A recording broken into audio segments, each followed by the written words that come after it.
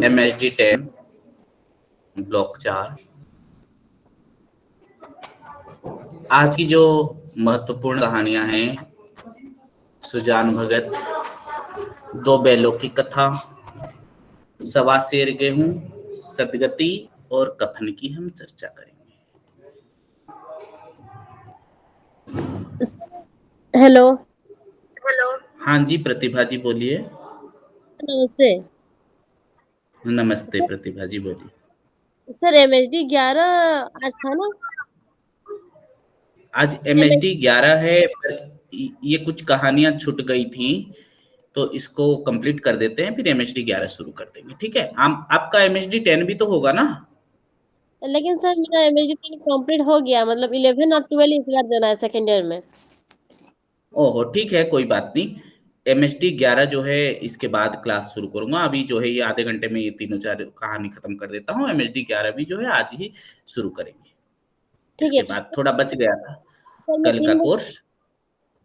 हाँ ठीक हाँ है जी। सर। हाँ जी हाँ ठीक प्रतिभा जी ठीक है। है। अपना एनरोलमेंट नंबर और नाम जो है मैसेज बॉक्स में आप टाइप कर दें, जो भी स्टूडेंट्स ऑनलाइन बने हुए हैं।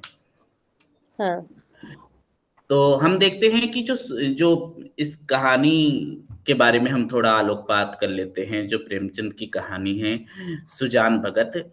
सुजान भगत कहानी में सुजान के इर्द गिर्द ही घूमती है कहानी। इस कहानी का केंद्रीय चरित्र ही है, जिसके माध्यम से प्रेमचंद आदर्शवादी मानवतावाद की प्रेरणा देते हैं। तो कहानी में सुजान भगत एक बड़ा ही उदार एवं परिश्रमी प्रकृति का किसान था, जिसके परिश्रम से उसकी खेती सोना उगलने लगी थी, और कुछ धन आ जाने के बाद उसकी वृत्ति धर्म की ओर झुकने लगती है। उसके घर पर अनेक साधु संत हाकिम अफसर आते रहते थे। स्थिति यह थी कि सुजान के घर में बहुत दूध होता था, पर एक बूंद दूध भी वो नहीं पीता था। अत्यंत विनम्र भाव से रहने वाला सुजान, जिसे कोई ये न कह दे कि धन आ गया तो उसे घमंड हो गया। सामाजिक कार्य किए उसने। गांव में पानी की कमी हो रही थी, तो पानी की समस्या से निपटाने के लिए उसने कुआं खुदवाया। इसी बीच एक दिन सुजान की इच्छा हो गई कि गया जाने की। पत्नी के विरोध को अपने तर्कों से काट कर वह गया तर्पण करने जाता है, और लौट कर वह यज्ञ ब्रह्म भोज का आयोजन करता है। और उसकी इस स्थिति से गांव के कुछ लोग जलने भी लगे। गया से लौटने के बाद वह सुजान भगत हो गया। नियम संयम से रहने लगे, झूठ बोलना त्याग दिया एवं सत्कार्य पर बल देने लगा। सुजान भगत अब जड़ भगत से निकलकर चेतन जड़ जगत से निकलकर अब चेतन जगत में प्रवेश कर गए, तथा ब्याज लेना भी अब वो गुनाह मानते थे। और इधर परिवार में सुजान से अब अधिकार छीने जाने लगे। मसलन घर में क्या होना है, खेत में क्या बोना है, किसे क्या देना है, जो भी कुछ हो, और उसे नहीं पूछते। सुजान के अंदर दान धर्म की प्रवृत्ति तो बढ़ती गई। उसकी पत्नी जो है बुलाकी और बेटा भोला अब उसकी इस प्रवृत्ति का विरोध करने लगे थे, और इस बाबत सुजान को भला बुरा सुनाने लगे। एक दिन भिक्षा देने हेतु जब सुजान अनाज लेकर चलने लगे, तो उसका बेटा भोला उसके हाथ से अनाज छीन लेता है, उल्टा शिक्षा देने लगता है। भीख भीख की तरह दी जाती है, पिताजी इस तरह से नहीं, लुटाया नहीं जाता। इसके बाद सुजान भगत अपनी स्थिति पर घोर चिंता करता है। जिस जिस तरह में इस घर का एक मालिक था, आज मेरी स्थिति क्या हो गई। तथा वह मन ही मन अपनी पत्नी को कोसता है, क्योंकि बेटे को अगर छोड़ भी दो तो पत्नी तो अपनी है ना, वह भी मेरी नहीं है, बेटों का ही साथ दे रही है। फिर उसने अपने परिश्रम से अपने अधिकार पाने का निर्णय लिया, और बिना कुछ खाए पिए जाकर कठोर परिश्रम करने लगे, जिसे देखकर उसकी पत्नी व बेटे दोनों दंग रह गए। एक बार फिर सुजान ने कठोर परिश्रम से उसकी खेती में सोना बरसने लगा। इसे देखकर गांव वालों को ईर्ष्या भी हुई और धीरे धीरे सुजान भगत को उसके परिवार में छीने गए अधिकार फिर से मिलने लगे। अगर वह पैदावार में दिल खोलकर दान करने लगा और अब उसकी पत्नी जो है और बच्चे भी, मैं बोलने की हिम्मत ही नहीं थी क्योंकि उसने उतनी मेहनत की। इस प्रकार उसमें उसकी लगन परिश्रम से अपनी पैदावार नहीं बढ़ा ली, बल्कि वह इससे अपने बेटे व पत्नी के दंभ को भी तोड़ देता है और अपने अधिकार को फिर से प्राप्त कर लेता है। तो इस तरह से कहानी में परिवार की यथार्थ स्थिति, परिवार में जो होने वाला तनाव है, नमस्ते सर। उसको दिखाने की चेष्टा। जी हेलो। हाँ जी बोलिए। नमस्ते सर। हाँ जी सर मंदाकिनी आज जी कौन अभी सी स्टोरी, हाँ जी सर, आज कौन सी स्टोरी पढ़ा रहे हैं आप? ये सुजान भगत और ये दो बेलों वाली कथा रुक गई थी ना, कुछ थोड़ा नहीं खत्म हुआ था, तो हाँ इसीलिए जी इसका मैं समरी बता दे रहा हूँ। इसके बाद जो है MHD 11 वाला शुरू करेंगे, जी या जी फिर रहने थैंक। दूं इनको, MHD 11 शुरू कर दूं? नहीं नहीं नहीं सर, कौन सा वाला पढ़ा रहे थे? मुझे पता नहीं चला ना, वो इसलिए मैं अभी पूछ। मैंने सुजान भगत बताया। एक्चुअल में आज MHD 11 की क्लास हो रही थी, तो पिछली क्लास में ये थोड़ा रुक गया था। बच्चों ने कहा कि सर ये थोड़ा नहीं कंप्लीट हुआ था, तो इसीलिए इसको कंप्लीट कर देते हैं और फिर जो है थोड़ी देर बाद उसको कंटिन्यू करेंगे अगला जो खंड। ठीक है ठीक है ठीक है सर, थैंक यू। ठीक। तो अभी दो बेलों की कथा के बारे में बता दे रहा हूं।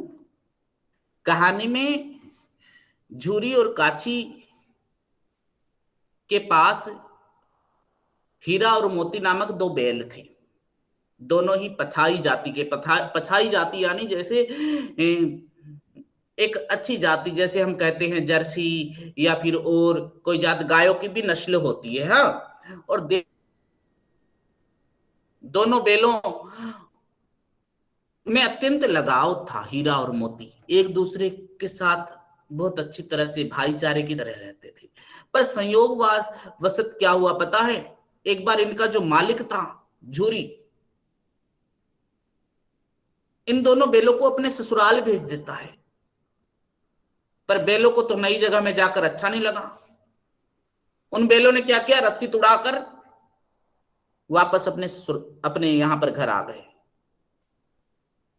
झूरी तथा गांव वाले इन्हें देखकर खुश होते हैं, परंतु झूरी की पत्नी इन्हें भला बुरा सुनाती है। मेरे मायके गए थे और वहां से छोड़कर आ गए। दूसरे दिन जो है झूरी का साला आता है और फिर उन्हें लेकर घर से चला गया। वहां ले जाकर उसे मोटी रस्सियों से बांधता है और जो है उन पर तरह तरह के अत्याचार जुर्म करने शुरू कर दिए। हीरा और मोती पर खाना कम देने लगा, मोटी रस्सी से बांध दिया, अधिक लिया गया, घोर यातनाएं दी गई। फिर एक दिन क्या हुआ, एक बच्ची के सहयोग से रस्सी तुड़ाकर फिर से हीरा और मोती भाग निकलते हैं। पर इस बार वो घर नहीं पहुंचते हैं, रास्ता भटक गए इस बार। तो रास्ते में एक खेत पड़ा था, खेत में उन्होंने खूब मटर खाए। बाद में मौज मस्ती से जो है सिंगे आपस में लड़ाते हैं और फिर बाद में वे काजी हाउस में जाकर बंद कर दिए जाते हैं। कांजी हाउस जहां पर रखा जाता है मवेशियों को। हीरा और मोती का कांजी हाउस में जाने का पहला अनुभव था। मोती का तो मन विद्रोह करता था, परंतु हीरा करता था कि सिंह के प्रहार से काजी हाउस की दीवार को गिरा दूं, सभी जानवरों को मुक्त कर दूं। परंतु हीरा तो रस्सी बंधा था, इसलिए नहीं भाग पाता था और मोती उसे छोड़कर नहीं जाना चाहता था। दोनों पकड़े जाते हैं और इन्हें कसाई के हाथ में बेच दिया जाता है। जब इन्हें लेकर कसाई चलता है तो सारा रास्ता जो है इन्हें अपने घर की तरफ का लगता है कि ये तो हमारी वो पुराने मालिक के घर का ही है। और फिर दोनों बैल रस्सी तुड़ाकर अपने घर की ओर भाग जाते हैं और घर पहुंचकर दोनों अपने अपने स्थान पर, यानी जो जगह होती है स्थान पर जाकर खड़े हो जाते हैं। पीछे से कसाई आता है, झूरी और कसाई में थोड़ा प्रतिवाद भी होता है, फिर हार कर कसाई चला जाता है। यानी यहाँ पर मुंशी प्रेमचंद जो है किस तरह से मानव को अमानवीय बनाकर दिखाया गया, वो झूरी के साले को, और वहीं दिखाया गया कि किस तरह से जानवरों में भी कुछ भाव होता है जो उनमें भी इंसानों से कहीं अधिक बढ़कर वो बन जाते हैं। तो स्वत्व रक्षा, अपनी रक्षा के लिए वह बेलों ने इस तरह से किया था और कांजी हाउस को तोड़कर वह आ गए, भागते हैं। तो आज का समय जो है, समय बदल रहा है।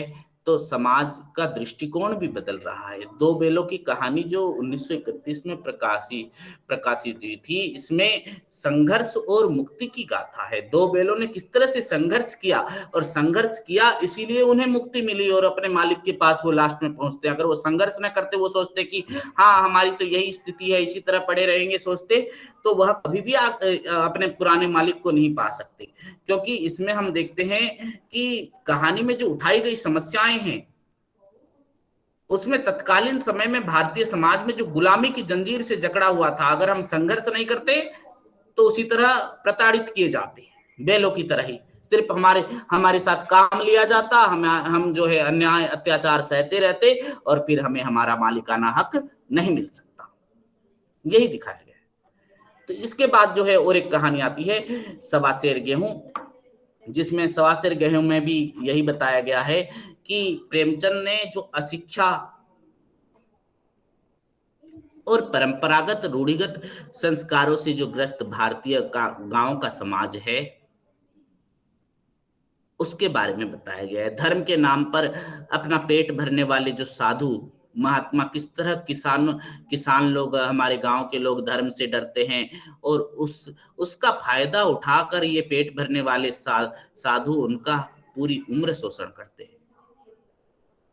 इसका सजीव चित्रण इस कहानी के माध्यम से आया है। किस तरह धर्म के भय से गरीब ग्रामीण स्वयं भूखे रहकर भी अपने द्वार पर आए ब्राह्मण को हलवा पूरी का भोग कराते हैं, और कभी कभी इनके माया जाल में फंसकर केवल अपने को बल्कि अपने आने वाली नस्ल को भी पूरी तरह से बर्बाद कर देते हैं। ऐसा देखा गया है, बलि प्रथा वगैरह जो दिखाया गया समाज में।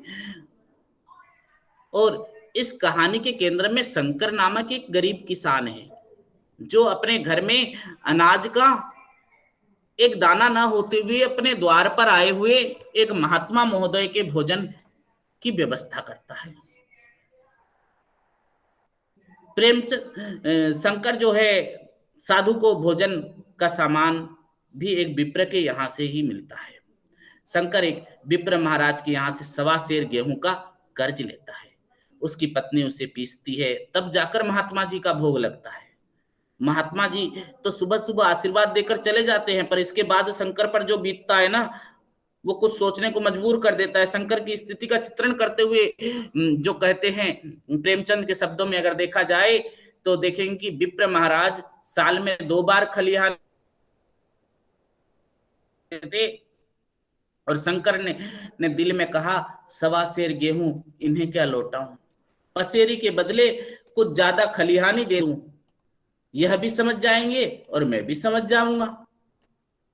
चेत में जब विप्र जी पहुंचे तो उन्हें 1.5 पसेरी के लगभग गेहूं दे दिया और अपने को ऋण मुक्त समझकर उसकी कोई चर्चा नहीं की शंकर ने। विप्र जी ने फिर मांगा। सरल शंकर को क्या मालूम था कि सवा सेर गेहूं चुकाने के लिए मुझे दूसरा जन्म लेना पड़ेगा। शंकर समझता है पूर्ण हो गया, पर ब्राह्मण अपने शिकंजे में आए शिकार को भला कैसे इतना आसानी से छोड़ सकता था।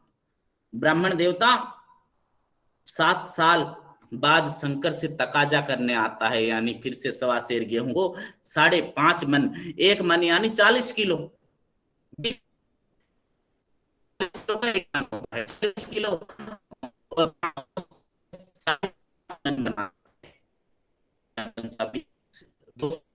देता है। कई बार तो ब्राह्मण सीधा सर आपकी आवाज क्लियर नहीं है बिल्कुल भी।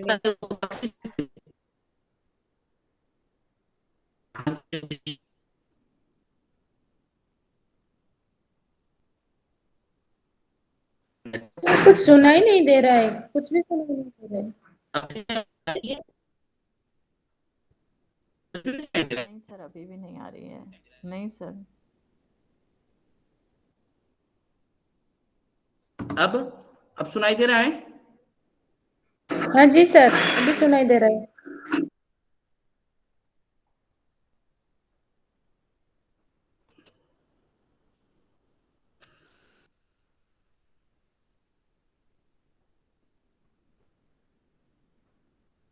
तो जब ब्राह्मण के साथ कहता है कि तुमने जो कुछ दिया है उसका कोई हिसाब नहीं है, चाहे 1 की जगह 4 पसेरी दे दो, क्योंकि वो तो मैंने बख्शिश के खाते में लिख दिया।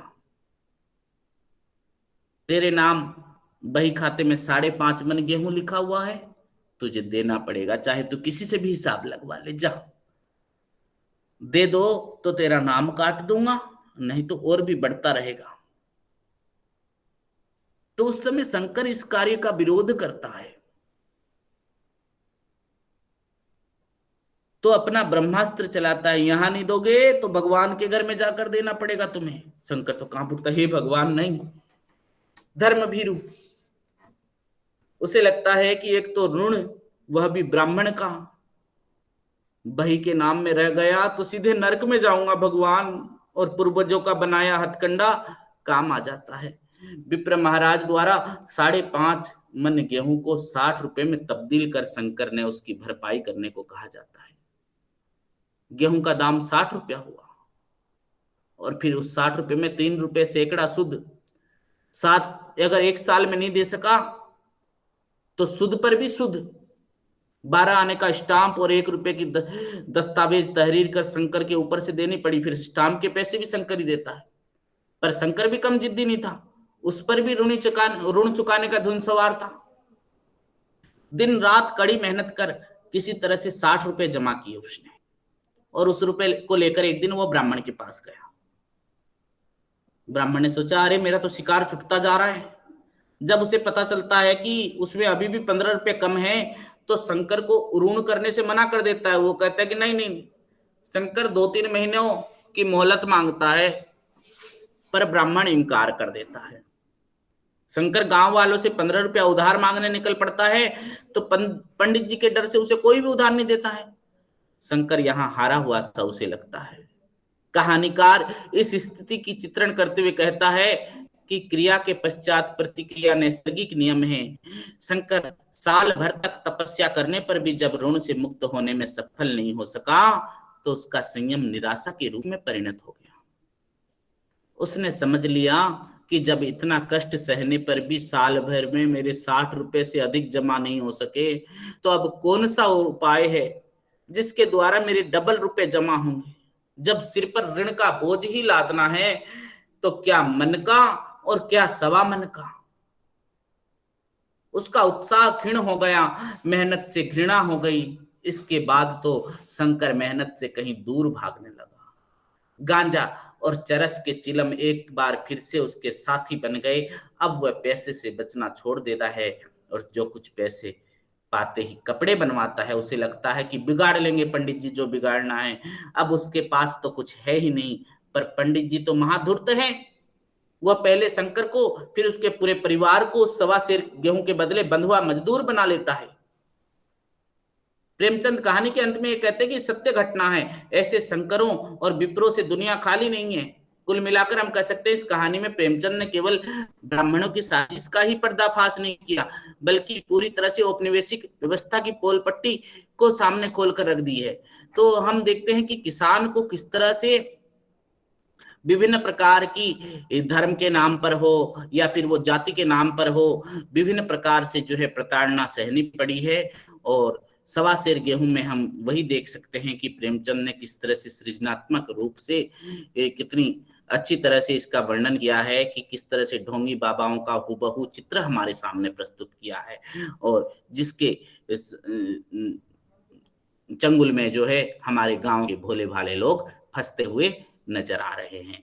तो 1.25 सेर गेहूं में किस तरह से ब्राह्मणों द्वारा निर्धन किसान या का आर्थिक एवं किसी तरह से शोषण किया जाता था, उसके बारे में प्रेमचंद जी ने 1.25 सेर गेहूं में बताया है। इसी प्रकार प्रेमचंद की और एक कहानी जो है सदगति कहानी है। सदगति कहानी में भी यही है। इसमें जो है दलित समस्या को प्रेमचंद दिखाते हैं, उसमें किसान समस्या को दिखाते हैं, इसमें दलित समस्या को, क्योंकि दलित पात्र जो है प्रधान सदगति का प्रधान पात्र दुखी जो है वो दलित जाति का एक गरीब धर्म भीरू मजदूर है। वो अपनी बेटी के ब्याह के लिए साहित्य बिचरवाने के लिए गांव के पंडित घासीराम के यहाँ जाता है, यानी दिखाने के लिए कि ठीक रहेगा, लगन कब है। जाने से पहले वो घर पर उनके स्वागत सत्कार और दक्षिणा आदि का प्रबंध करने का काम अपनी पत्नी को सौंप देता है कि पंडित जी आएंगे बोलकर। और जाते समय वो पंडित जी की गाय के लिए घास का गठरा भी लेकर जाता है, और घास का गट्ठर गाय के सामने डालने के बाद वो पंडित जी के सामने उपस्थित होकर अपनी बेटी की विवाह के साहित्य विचारने का अनुरोध करता है, कब इसका शादी की तारीख निकलेगी बोलकर। पंडित जी पहले तो व्यस्तता का बहाना बनाते हैं, फिर उसके अनुरोध करने पर चलने के लिए सहमत हो जाते हैं। किंतु चलने से पहले पंडित जी दुखी को लकड़ी की एक गांठ चीरने और भूसेले से भूसा रखने का काम सौंपते हैं। पंडित जी कहते हैं कि तू आया हुआ तो है रे, एक लकड़ी चीर दे। तो सुबह का भूखा प्यासा दुखी पहले तो भूसेल में भूसा पीसता है, फिर लकड़ी की गांठ चीरने लग जाता है। गांठ इतनी पक्की है कि उस दुखी का कुल्हाड़ा नहीं चलता है। थक हार कर दुखी चिलम पीने के लिए पंडितानी से थोड़ी आग मांगने चल जाता है कि मैं चिलम पीऊंगा, थोड़ी आग दे दे, और थोड़ा सुस्ताने लगता है। दोपहर को जब रेस्ट करता है तो बाद में दिन चढ़े पंडित जी दुखी का काम देखने आते कि अरे लकड़ी चिरा कि नहीं चिरा। तो लकड़ी की गांठ को देखकर गुस्सा हो जाते हैं और कहती है लकड़ी तो चिरा नहीं, साहित्य भी नहीं की दी जाएगी, तुझे तारीख के बारे में भी नहीं बताऊंगा। पंडित जी से डरा हुआ, भूखा प्यासा, थका हुआ दुखी अपनी पूरी ताकत लगाकर कुल्हाड़ी से चीरने लगा वो लकड़ी की गांठ। गांठ तो फट जाती है, किंतु गांठ के फटने के साथ साथ दुखी भी जो है मूर्छित होकर जमीन पर गिर जाता है और मर जाता है। दुखी की लाश उठाने के लिए दलित बस्ती के लोग इनकार कर देते हैं। मजबूर होकर पंडित घासीराम को स्वयं उसकी लाश घसीटकर सिवान के बाहर तक ले जाना पड़ता है। तो इस कथा प्रसंग के अलावा कहानी में चिलम के लिए पंडितानी से आग मांगने की बात, या पंडितानी आग का अंगार दुखी पर किस तरह से फेंक देती है, अनटचेबल जो प्रथा थी, छुआछूत की प्रथा, वह प्रसंग भी दिखाया गया कि दलितों पर ब्राह्मणों का किस तरह से दारुण अत्याचार होता था। इसके साथ ही जो है चिखुरी, गोंड जैसे पात्रों आदि के माध्यम से समाज में व्याप्त जो वर्णगत अंतर विरोध है उसको भी जो है कहानी में दिखाने की चेष्टा की गई है। तो सदगति कहानी में यही बताया गया कि दुखी के माध्यम से प्रेमचंद ने उस समाज को दर्शाया जो दूसरे लोक पर विश्वास करता है, परलोक पर विश्वास करते करते अपना यह लोक का जीवन भी जो है वह बर्बाद कर देता है। तो ये धार्मिक स्वीकृति के लिए इस तरह से हो रहा है आज, जो घासीराम जिस तरह से दुखी की श्रद्धा का दोहन करते हैं और वो अंधश्रद्धा के रूप में लकड़ी को चीरते चीरते खुद मर जाना कितना जो है संवेदनात्मक है, यह देखने को मिलता है। इसके बाद जो है अगली कहानी हमारी कफन कहानी है, प्रेमचंद की बहुत ही महत्वपूर्ण कहानी, और प्रेमचंद की अंतिम कहानी जो है वह है कफन कहानी।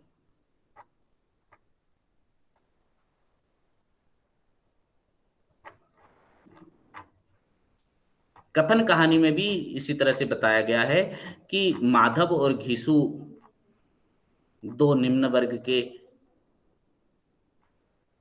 जाति के चमार हैं, जिसमें मानव को अमानवीय कर दिखाया गया है कफन कहानी में। कफन कहानी का सारांश आपको मैं बता दे रहा हूं।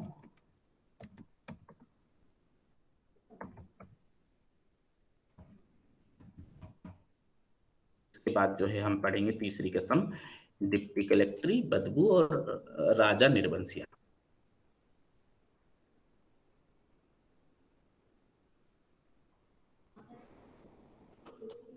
जो भी स्टूडेंट्स ऑनलाइन बने हुए हैं अपना एनरोलमेंट नंबर मैसेज बॉक्स में टाइप कर दें ताकि हमें पता चले कौन कौन क्लास कर रहे हैं।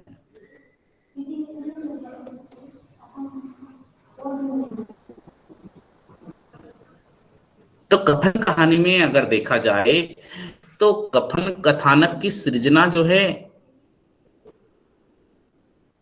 मनोविज्ञान की अनुभूति के धरातल पर हुई है।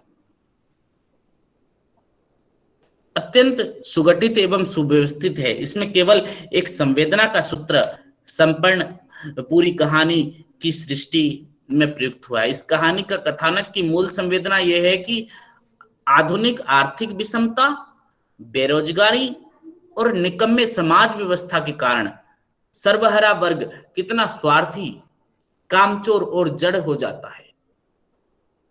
वह अपनी एक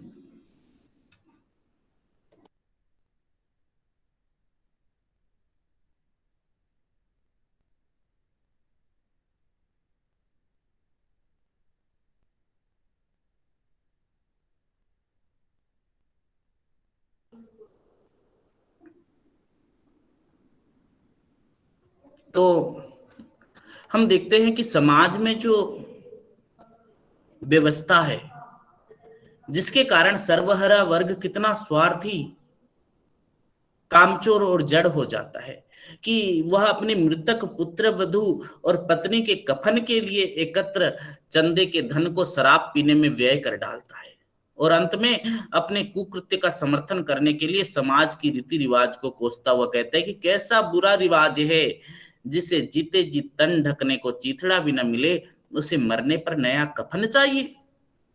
कफन तो लाश के साथ जलकर राख हो जाता है। इस प्रकार कहानी के कथानक का आरंभ घीसू और माधव की दीनहीन एवं कारुणिक समस्या से होता है। इसके बाद परिचय और घटना की तैयारी होती है, जिसमें कहानीकार यह दिखाता है कि माधव की पत्नी के बच्चा होने वाला है। वह प्रसव वेदना से छटपटा रही है, जबकि झोपड़ी के द्वार पर अलाव के सामने घीसू और माधव दोनों बाप बेटे चुपचाप बैठे ये इंतजार कर रहे हैं कि कब पत्नी मरे और घर में शांति हो और इसके कफन के पैसे से हम जो है मजा करें। इसके उपरांत कथानक में उत्तेजक घटना आती है। जब से माधव की स्त्री मर जाती है, पहले तो दोनों छाती पीट पीट कर हाय हाय करते हैं, फिर लकड़ी के लिए चंदा इकट्ठा करते हैं। इसके अनंतर कथा में घात प्रतिघात का सच में घात प्रतिघात का संघर्ष दिखाया गया है। बाप बेटे दोनों कफन खरीदने के लिए दुकान पर जाते हैं, पर कई दुकानों में चक्कर लगाकर कुछ भी नहीं खरीदते हैं। इसी तरह शाम हो जाती है। कथानक चरम सीमा तब आता है जब बाप बेटे अनायास किसी देवी प्रेरणा से एक शराब खाने में जा पहुंचते हैं और कफन के पैसे से तली हुई मछलियां आदि खाकर पेट भरकर शराब पीते हैं और नशे में बेसुध होकर वहीं गिर जाते हैं। इस प्रकार कहानी में जो है ग्रामीण जीवन की रूढ़िग्रस्तता और बेकारी का सफल चित्रण हुआ है। कहानी में यही प्रेमचंद बताना चाहते हैं कि किस तरह से कहानी में मानव को अमानवीय बनाकर दिखाया गया और समाज की जो यह व्यवस्था है जिसमें जीते जी तन ढाकने को चीथड़ा न मिले, उसे मरने पर नया कफन चाहिए, यह कहाँ तक सही है। इसके बाद हमारा MHD 11 का खंड एक कहानी, जिसमें महत्वपूर्ण कहानी है तीसरी कसम। इस कहानी में हम पढ़ेंगे नए कहानीकारों की कहानियों के बारे में। नई कहानी आंदोलन, जिस तरह से हमने कहानी की विकास यात्रा को पढ़ा था, प्रेमचंद युगीन कहानियां हमने पढ़ी, प्रेमचंद पूर्व कहानियां पढ़ी। अब हम जो है नई कहानियों में नई कहानीकार जिस तरह से फणेश्वर नाथ रेणु की कहानी तीसरी कसम, इसकी चर्चा हम करेंगे।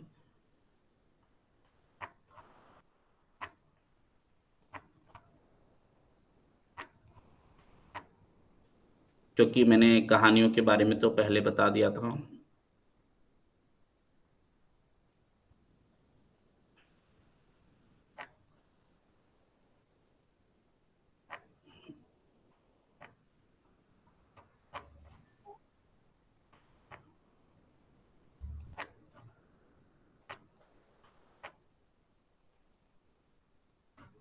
एक मिनट।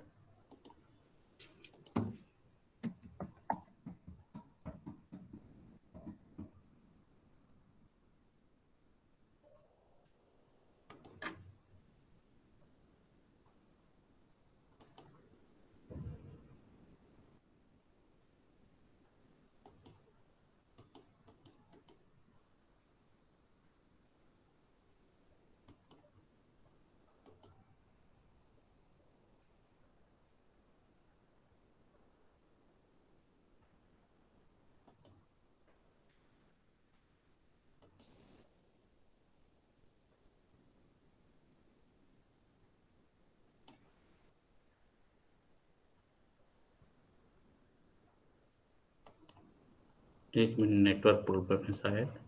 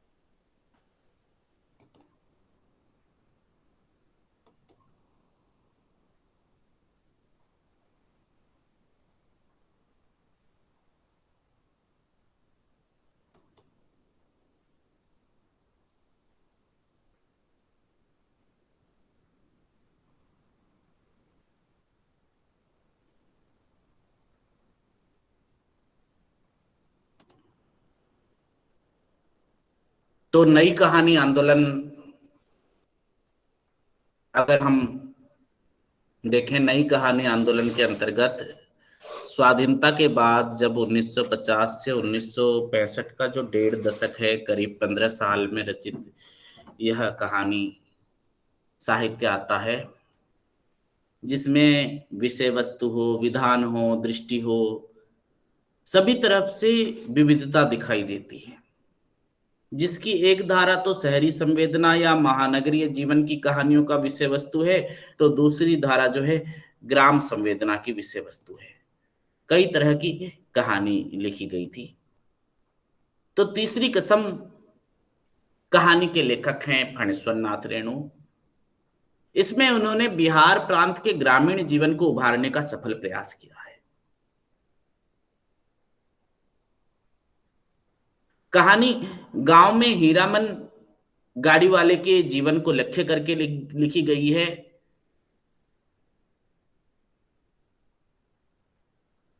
और हीरामन एक बार एक नौटंकी में काम करने वाली नृत्यांगना हीराबाई को अपनी गाड़ी में अत्यधिक दूर ले जाता है। मीराबाई गाड़ी में अकेली ही यात्रा करती है। उसका स्वरूप, उसकी भाषा, सब कुछ हीरामन को अच्छे लगते हैं और वहां हीराबाई की ओर आकर्षित और आसक्त भी हो जाता है। हीराबाई भी हीरामन को पसंद करने लगती है। किसी अन्य कंपनी में हीराबाई नौकरी लग जाने के कारण वो गांव छोड़कर चली जाती है। इस प्रकार तो हीरामन की दुनिया सुनी हो गई। तो तीसरी कसम कहानी में हीरामन प्राय 20 साल से गाड़ी हाँकता है।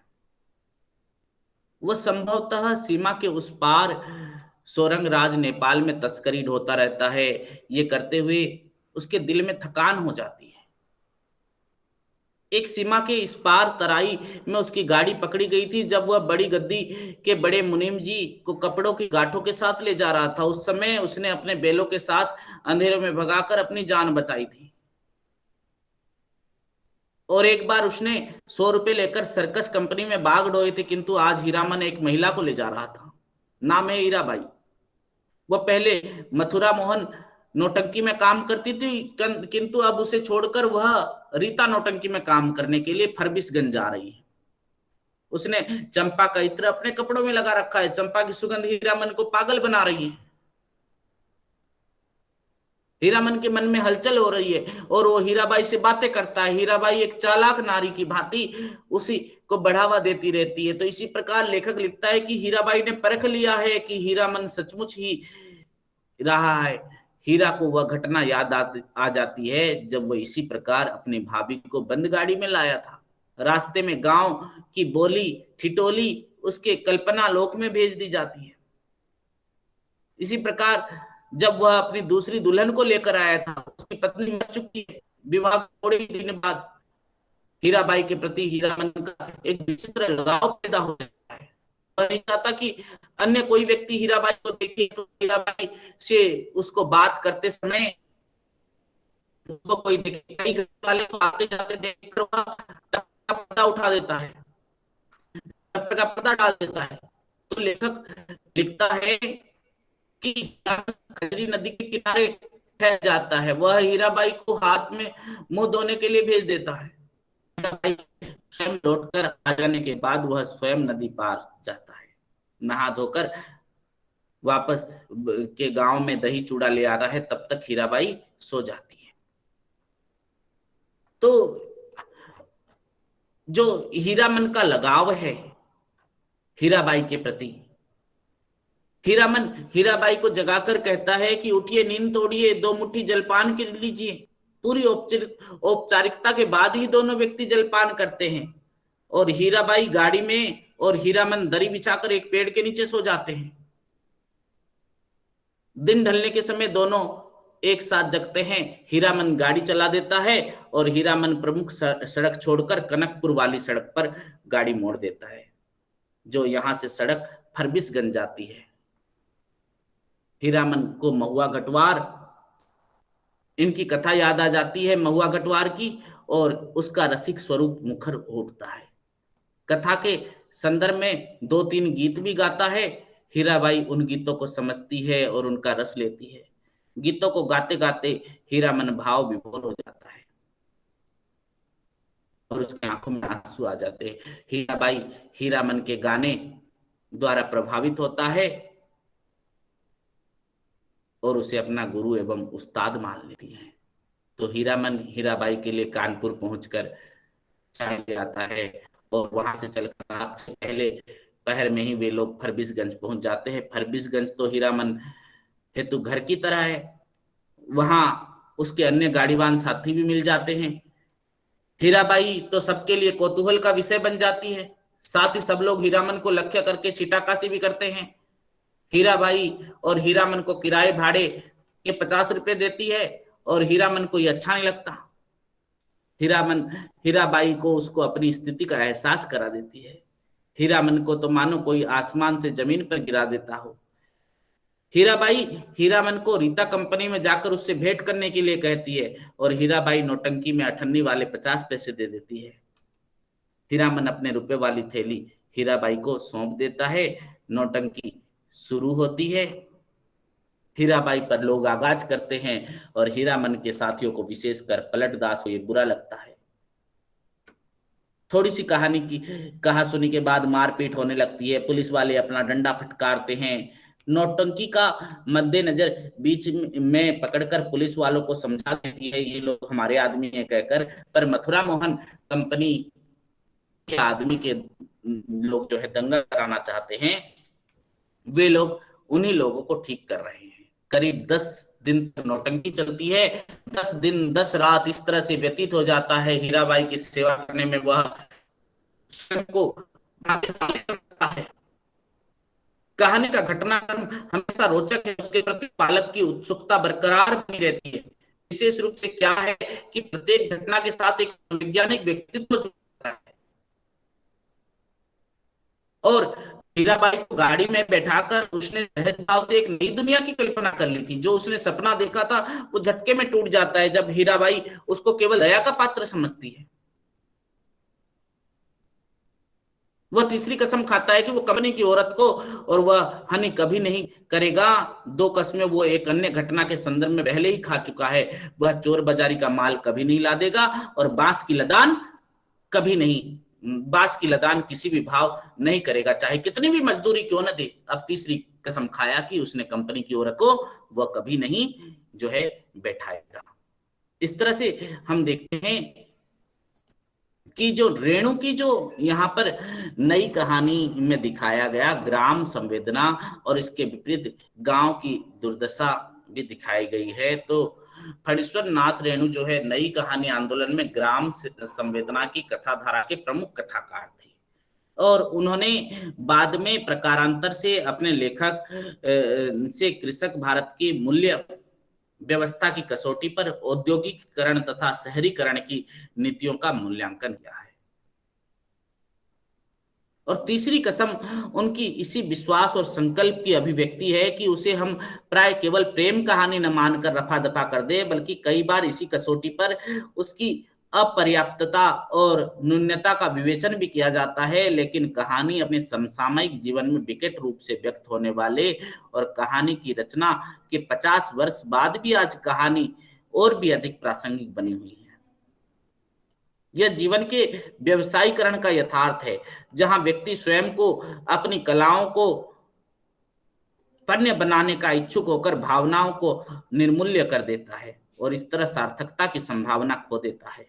कंपनी और कंपनी की औरत के माध्यम से अपेक्षाकृत छोटे पैमाने पर अभिव्यक्त यथार्थ आज का कॉर्पोरेट जो व्यवसाय की भूमंडलीकरण संसार में सैकड़ों गुना विकट और घातक हो चुका है। खिलाड़ियों के दावों और चालों के बीच उन निरीह निश्चल लोगों की कीमत चुकानी पड़ती है, जिनका इन खेल से दरअसल कोई लेना देना नहीं है। कंपनी की औरत और हीराबाई और गांव डगर के निश्चल हीरामन के माध्यम से कहानी ये यथार्थ को किसी तरह से हमारे सामने प्रस्तुत करते हैं रेणु जी। इसी प्रकार डिप्टी कलेक्ट्री भी एक नई कहानी के अंतर्गत आने वाली अमरकांत की कहानी। अमरकांत स्वाधीनता के बाद पहले दशक के कथाकारों में महत्वपूर्ण कथाकार हैं। तो अमरकांत की कहानी डिप्टी कलेक्ट्री के बारे में हम जानते हैं कि उन्होंने क्या कहा है। इन्होंने भी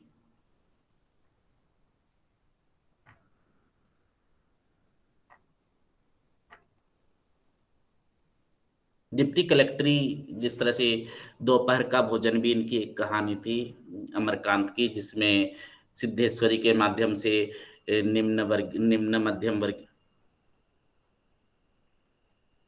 मध्यम वर्गीय परिवार की कहानी दिखाई।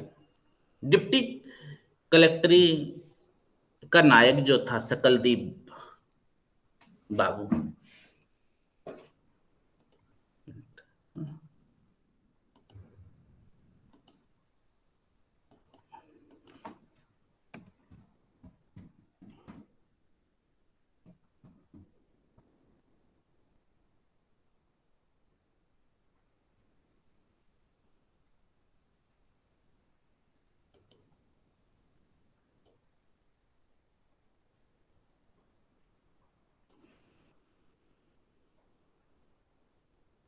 तो डिप्टी कलेक्ट्री में सकलदीप बाबू जो है नायक जो इसका है वो मुख्तार है। मुख्तार यानी जो दलाल नहीं होते क्या, जमीनों के जो दलाल होते हैं उन्हें मुख्तार कहा जाता है। यद्यपि पिछले 1.5-2 साल से भी मुख्तारी उनसे चलाई नहीं चलती, फिर भी राम का नाम लेकर कचहरी चले जाते हैं, अक्सर कुछ पा लेते हैं, जिससे 2 जून का 2 टाइम का चूल्हा जल जाता है। इसके विपरीत और एक कहानी थी दोपहर का भोजन, जिसमें तो मुंशी चंद्रिका प्रसाद छटनी में किसी तरह से अपनी आजीविका खो देता है। तो डिप्टी कलेक्ट्री में सकलदीप बाबू की जो ये स्थिति के माध्यम से लेखक मध्यम वर्ग जीवन की विडंबना को दर्शाना चाहते हैं। जो आशा और प्रतीक्षा के बीच अटकी हुई उनकी उम्मीद है वह दिखाना चाहते हैं डिप्टी कलेक्ट्री कहानी में। हम देखते हैं कि डिप्टी कलेक्ट्री कहानी में लेखक क्या बताना चाहते हैं हमें। 1 मिनट।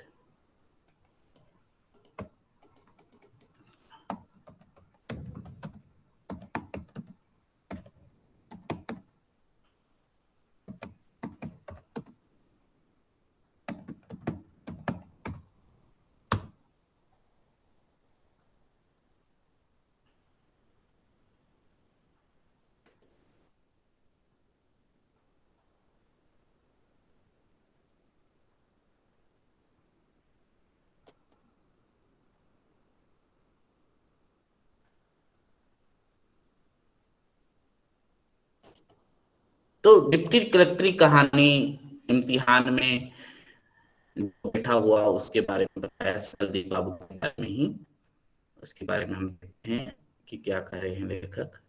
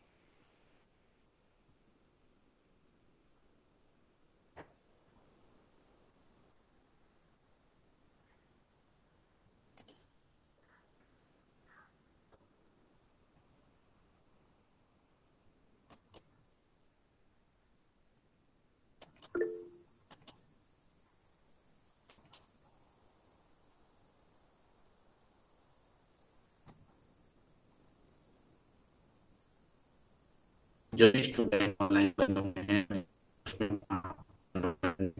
नंबर टाइप कर दें,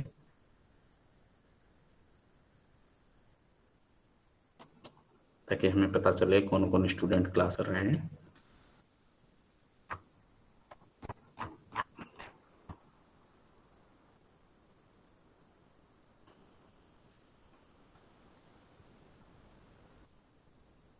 तो डिप्टी कलेक्टरी कहानी में जो अगर हम देखें घटनाक्रम की दृष्टि से, नई कहानी आंदोलन की अधिक संख्यक रचनाओं में इसी तरह से कथानक विहीन ही कई कहानियां हैं।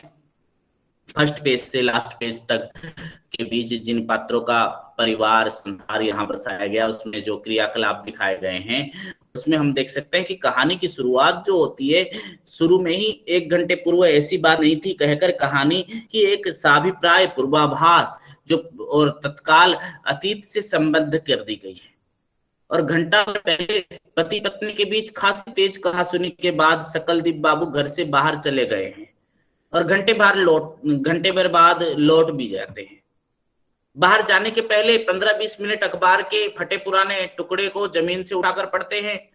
ऐसे छोटे छोटे ब्यौरे जो अमरकांत के लेखन का कौशल है, बारीकियों से दिखाना कहानी में किस तरह से जीवंतता प्रतीक हो, इसके द्वारा वे स्वयं बिना कोई वक्तव्य दिए अपने पात्र के क्रियाकलाप के परिचय से किस तरह से कल्पना को उकसाकर पात्रों के अनुभव और विचार में शामिल होने के लिए आमंत्रित करते हुए देखते हैं कि अखबार को फटे पुराने अखबार के टुकड़े को पढ़ते रहने का मतलब क्या हो सकता है। जाहिर है कि पढ़ने के लिए उसमें कुछ भी नहीं है।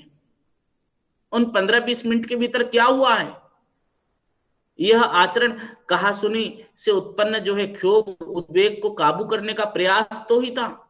अब घंटा भर बाद लौटकर जो वे कहते और करते हैं, उससे पता चलता है कि 15-20 मिनट इसी निर्णय पर पहुंच जाने के क्षण भी थे। सकलदीप बाबू का बड़ा बेटा नारायण पिछले 3-4 वर्ष से बहुत सी परीक्षा में बैठने, एमएलए लोगों के दरवाजों के चक्कर लगाने तथा और भी उल्टे सीधे फन इस्तेमाल करने के बावजूद अब तक बेरोजगार है। वो 2 बार डिप्टी कलेक्टरी की परीक्षा में भी बैठ चुका है और इस वर्ष भी डिप्टी कलेक्टरी की जगह काफी होने की भरोसे में वो तीसरी बार भी किस्मत आजमाना चाहता है। 3rd अटेम्प्ट है उसका। और सकलदीप बाबू की पत्नी ने उन्हें टटोलते हुए बात शुरू करके इसी आशय का प्रस्ताव रखा और सूचना दी कि 2-4 दिन में फीस भरने की तारीख निकल जाएगी। पत्नी की यही बात सुनकर सकलदीप बाबू तो बिगड़ गए और बेटे को भला बुरा कहने लगे। पत्नी द्वारा उसका बचाव सुनने के बाद वे क्रोध की हद पर पत्नी से यह तक कह बैठते हैं कि सारी खुराफत की जड़ तुम ही हो, तुम मुझे जिंदा रहने देना नहीं चाहती, जिस दिन मेरी जान निकलेगी तेरी छाती ठंडी पड़ेगी। लेकिन घंटे भर बाद में वो बहुत खुश दिखते हैं। लौटकर पत्नी को फॉर्म भरने की फीस के लिए 150 रुपए दे देते हैं और कहते हैं गलती किसी की नहीं, सारा दोस्त तो मेरा ही है। देखो ना, बाप होकर कहता हूं कि लड़का ना काबिल है। नहीं, सारी नहीं हूं और कोई नहीं।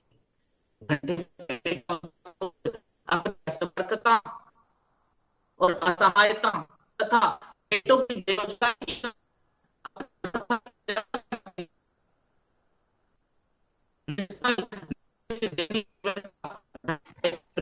सर आवाज क्लियर नहीं है।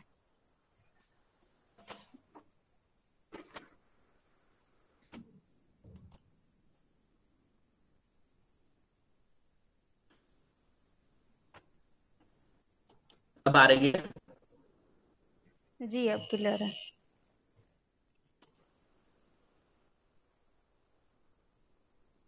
इसका छोटा सा आप लोगों को छोटी सी समरी बता देता हूँ डिप्टी कलेक्टरी की, क्योंकि डिप्टी कलेक्टरी अमरकांत की जो है प्रमुख कहानियों में से एक है।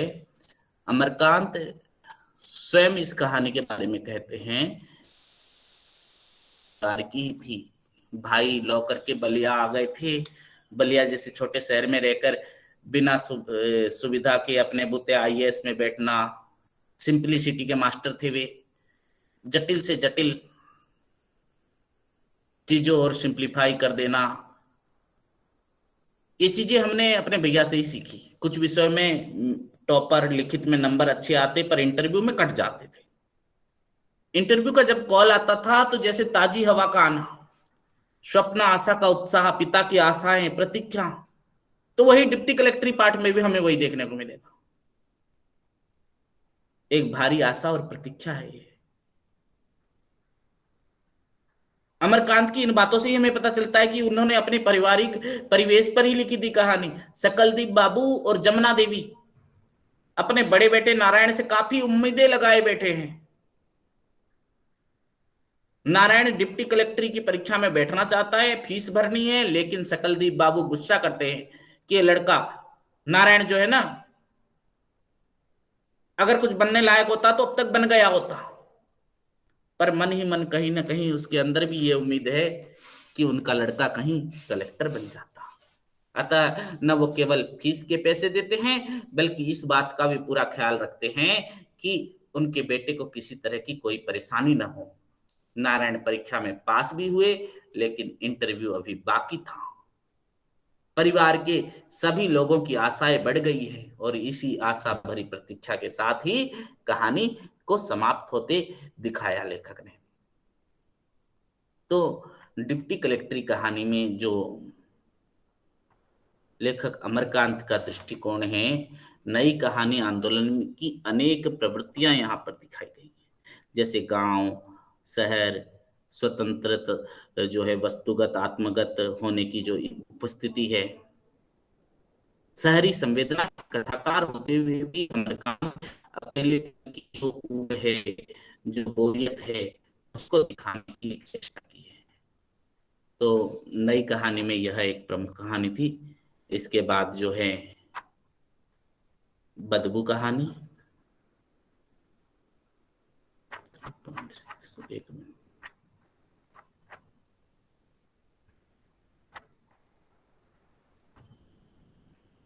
बदबू कहानी जो कहानी की कथा वस्तु है, कारखाने में जो काम करने वाले जो लोग हैं उनकी जिंदगी पर आधारित कहानी है बदबू कहानी। और इस कारखाने में काम करने वाले मजदूर, मिस्त्री हो, चाहे सर्चमैन हो, फोरमैन हो, चौकीदार हो, साहब, सभी हैं। तो बदबू कहानी के बारे में आज जान लेते हैं, फिर अगली कहानी कल पढ़ेंगे। कारखाने में काम करने वाले मजदूरों की जिंदगी, उनके हास परिहास, उनके परिवार की स्थिति, सभी का अंकन शेखर जोशी जो इसके लेखक हैं बड़ी ही अच्छी ढंग से करते हैं। व्यवस्था का दमन, उसके प्रति प्रतिकार का प्रयास, प्रतिकार को कुचल देने हेतु व्यवस्था का कुचक्र, ये सब दिखाने को। तो बदबू जो है जीने की इच्छा और संघर्ष का प्रतीक है। जब तक वो महसूस हो रही है, संघर्ष की गुंजाइश है, जीवन की संभावना है, मानवीय संवेदना के बचे रहने का संकेत है। किंतु पूंजीवादी व्यवस्था में इस तरह कोई पिस जाता है कि बदबू होते हुए भी कारखाने के लोगों को बदबू महसूस नहीं होती। ये व्यवस्था के कृतदास वस्तु या कामकाजी जानवर में तब्दील हो जाते हैं। अगर संवेदना थोड़ी भी बची हो तो वे उसे पेट, परिवार और बच्चों के नाम पर मार देने को अभिशप्त हैं। कारखाने के बंद दरवाजे के भीतर वे इतने परवश हैं कि उसका असर उसकी सांसों में घुल मिल गया है। उन्हें कहीं बदबू महसूस नहीं होती। वे बंद दरवाजे के बाहर भी आकर असहाय है। व्यवस्था के गुप्तचर उनके इसलिए वे चुप रहने को विवश है। पहले दिन के बाद उसके हाथ गहरी बदबू के बदबू होते हैं, काम कर निकलता है। कई बार धोने के बाद भी बदबू नहीं जा रही है, लेकिन उसका साथी कहता है, एक सुझाव देता है कि पहले हाथों को तेल में धो, बदबू जाएगी। एक बड़े टब में घटिया किस्म का केरोसिन रखा हुआ था। दोनों ने अपने हाथों को कोहनी भर तक धोया। अब हथेलियों और बाहों में लिपटी सारी चिकनी कालिक धुल गई, परंतु उसे लगा जैसे दोनों बाहों में अदृश्य चींटियां रेंग रही हो। केरोसिन तेल की गंध के कारण उसका जी मिचला उठा था। इस खींच से और गंध से मुक्ति पाने के लिए वह नल की ओर चल दिया। नल पर पहुंचकर उसने साबुन को उससे बार बार धोआ, लेकिन केरोसिन की तो गंध ही नहीं जा रही है। इस दृश्य को देखकर कारखाने के मजदूर घासी ने रस ले लेकर एक एक किस्सा सुनाया। वो सारी बातें बताता है। तो हम देखते हैं कि ये कहानी में दरअसल लेखक जो बता रहे हैं, कहानी के आरंभ में बताना चाहता है लेखक कि बदबू न महसूस करने वाला एक अलग वर्ग है, और वो समझौता परस्त और स्थितियों के अनुसार उन्होंने, कई लोगों ने अपना ढाल उस स्थिति में अपने को ढाल लिया, इसीलिए उनको बदबू नहीं आती है, क्योंकि वो उस व्यवस्था से घुल मिल चुके हैं। खटते रहना और सब कुछ को स्वीकार करते रहना, यही वह नियति मानते हैं। तो कारखाने के और भी कुछ तौर तरीके हैं। काम समाप्त होने के बाद प्रतिदिन सबको तलाशी देने के बाद ही कारखाने से निकलने दिया जाता था। लाइन से निकला जाता था सब कोई। हेड फोरमैन के साथ एक गोरखा सिपाही खड़ा था। प्रत्येक मजदूर अपनी अपनी रोटी का खाली डिब्बा खोलकर उसे दिखाता और फिर दोनों हाथ ऊंचे उठाकर तलाशी देने की मुद्रा में खड़ा हो जाता था। इस तरह से जो है गोरखा सर्चर जो है सर्च करता था उनको, और जो है फिर आगे जाते थे वो लोग।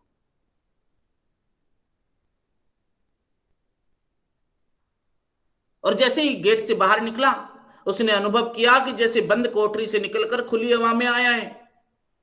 उसने कहा, क्या आफत बना रखी है। अनायास ही उसके मुंह से ये वाक्य निकल गया, लेकिन उसके लिए जो आफत है वो दूसरों के लिए भगवान का आशीर्वाद है। कई लोग वहां पर काम भी करना चाहते हैं। उसकी बात सुनकर एक बुजुर्ग ने अपनी राय प्रकट की। नया आया है ऋतु, लगता है मुझे। पहले पहले ऐसा ही लगता है, धीरे धीरे आदत पड़ जाएगी। आकाश की ओर उंगली उठाकर उन्होंने बात आगे बढ़ाई। उस नीली छतरी वाले का शुक्र करो कि यहां काम मिल गया। अच्छे भले पढ़े लिखे लोग धक्के खाते फिर रहे हैं। उसका मन उसकी बातों में नहीं लगा। कनखियों से उसने उसकी ओर देखा और उस ऊपर वाले के एहसान का बोझ उठाते उठाते ही जैसे उनकी कमर टेढ़ी हो गई, वो चाल तेज कर आगे बढ़ गया। तो कहानी जो पहले दिन की, एक दिन की घटना नहीं है। कहानी कारखाने में बीड़ी सिगरेट पीने की भी मनाई थी, किंतु बुदुन नाम के एक मजदूर को साहब ने बीड़ी पीते हुए देख लिया, और साहब को देखते ही बुदुन ने चतुराई से बीड़ी मुंह के अंदर ही डालकर गायब कर ली। चीफ साहब के आदेश पर सभी मजदूर एक स्थान पर एकत्रित हो गए। तो साहब ने कहा, कारखाने में इतनी कीमती चीजें पड़ी रहती है, किसी भी वक्त आग लग सकती है। एक आदमी की वजह से लाखों का नुकसान हो जाएगा। हम ऐसी गलतियों पर गड़ी से गड़ी सजा देंगे। और उस बुद्धन पर चेतावनी के साथ साथ 1 रुपए का दंड भी दिया गया। और ये सब देखकर बदबू महसूस करने वाले नौजवान सह नहीं सके। उसने ऊंचे स्वर में कहा, साहब, आग तो सभी की बीड़ी सिगरेट से लग सकती है। अफसर साहबान तो सारे कारखाने में मुंह सिगरेट दाबे घूमते रहते हैं, तब नहीं लगती आग। भीड़ में एक भयानक खामोशी छा गई। तो बदबू कहानी में इन्हीं सब घटनाओं के आधार पर ये जो बताया गया है, बदबू की जो शीर्षक है, बदबू के न आने से कोई दुखी नहीं होता, बदबू बुरी गंध होती है, वो जितनी जल्दी मिट जाए ठीक है। बदबू से भला हर्षित होने का क्या मतलब? कहानी में बदबू उल्टे संदर्भों से जुड़ी हुई है, उसे विरोधाभासी या असंगत संदर्भों से जोड़ना गलत है। बदबू यानी उस सड़ी गली व्यवस्था से उठने वाली गंध को समाप्त करना है। जब तक वह महसूस हो रही है उसके प्रति संघर्ष है, प्रतिकार है, व्यवस्था में समझौता नहीं है। हम समझौता नहीं कर सकते किसी तरह से। इसीलिए जब नौजवान को दूसरी बार सूंघने पर बदबू महसूस होती है तो वो खुश होता है, उसे खुशी होती है कि सारी परेशानियों के बावजूद वो हारा नहीं है, चुका नहीं है, समाप्त नहीं हुआ है, बदबूदार व्यवस्था का अंग नहीं बना है। बदबू के ध्वनार्थ यहाँ बड़े हो जाते हैं। और विलक्षण शीर्षक के साथ जो है शेखर जोशी जी ने जो बदबू कहानी के बारे में बताया गया है कि बदबू ये महत्वपूर्ण कहानी है जो शेखर जोशी की 1958 में प्रकाशित होती है। और बदबू एक कारखाने में काम करने वाले लोगों की जिंदगी पर आधारित कहानी है जो जीने की प्रति इच्छा रखने वाले संघर्ष का प्रतीक है। बदबू जब तक महसूस हो रही है संघर्ष की गुंजाइश है। बदबू होते हुए भी कारखाने के लोग बदबू महसूस नहीं करते। कारखाने के भीतर और बाहर दोनों जगह भी असहाय है। और इसी कारखाने में काम करने वाला जो नौजवान है वो व्यवस्था के विरोध खड़ा होता है और दमन के विरुद्ध उसका यह प्रतिकार चीफ साहब को स्वीकार नहीं है। उसे तरह तरह के हथकंडों से तंग किया जाता है, साथी मजदूर भी उससे कटे कटे से रहने लगते हैं। वह एकदम अकेला पड़ जाता है और उसकी बदली ऐसे काम में कर दी जाती है जो बहुत सख्त है। फिर भी वो हार नहीं मानता, लेकिन अकेलेपन उसके भीतर भीतर कमजोर करने लगता है। एक दिन उसे लगता है कि एक बार धुलने पर भी उसके हाथों की बदबू चली गई। यह बात उसे डरा देती है, परंतु अगले ही पल फिर सूंघने पर उसे पता चलता है कि उसके हाथों में बदबू बनी हुई है। इस बार उसे खुश होते हुए देखा जा सकता है कि बदबू न आने पर आतंक से सिहर उठना और बदबू आने पर खुश होना उसके अंदर की जो है वह संघर्ष की क्षमता है।